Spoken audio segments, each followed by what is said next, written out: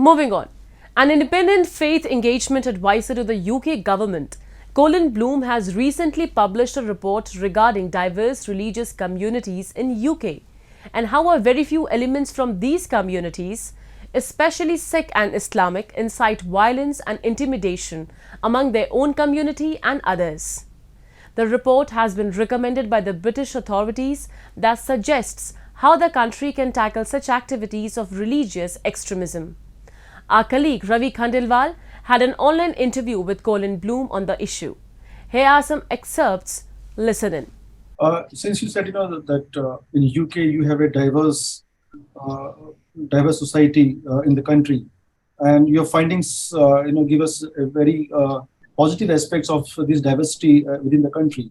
But there are some negative aspects also you have mentioned in your report. For example, the Islamists and the Sikh extremism flourishing in the country. So can you please elaborate on these negative aspects which you have highlighted in your report? So the idea that faith is dying out, that people are less interested in religion or spiritual things is a myth. It's very, very different to what it used to be perhaps 50 years ago.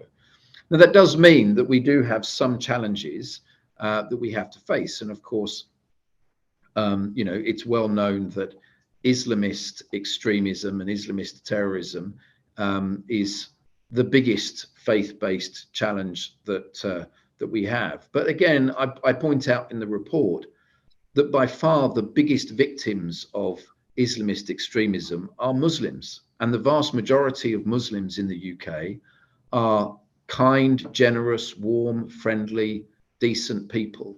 But they're being let down by a very tiny minority who are causing these problems. Now, the issue with the British Sikh community is that the overwhelming majority of them are the nicest, kindest, and most decent people that we have in the UK. They're generous. They are hardworking. They are overrepresented in academia and in high-paying jobs. They are very, very good people. I say that they are the best of British. A tiny minority that are amongst them are very aggressive, are very loud, and are not representative of the majority British Sikh community. And in our evidence gathering for the report, a very large number of British Sikhs gave evidence to say that they felt that something needed to be done to tackle the rise of what they call extremist behavior within their own community. And as we were doing, and as I was doing the evidence gathering and looking at this problem, it really, I think, opened my eyes and opened the eyes of many of my colleagues to just how big the problem is, where we have got, as I say, a very small minority, but they're very loud, very aggressive, and they're using coercive tactics and sometimes subversive behavior to get their point across. And unfortunately, that is what we're seeing. So we are seeing a very small group of people using aggressive tactics to try and encourage all Sikhs to believe what they believe about whether it's a state of Khalistan or whether it's other issues.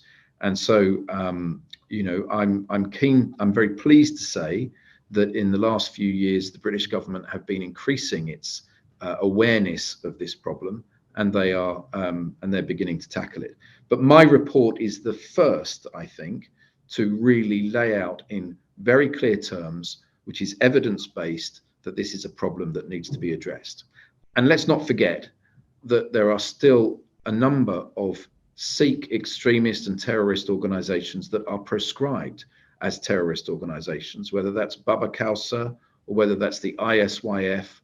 It's now deproscribed in the UK, the ISYF, but Baba Khalsa is still proscribed as a terrorist organization. And membership of those organizations is a criminal offense.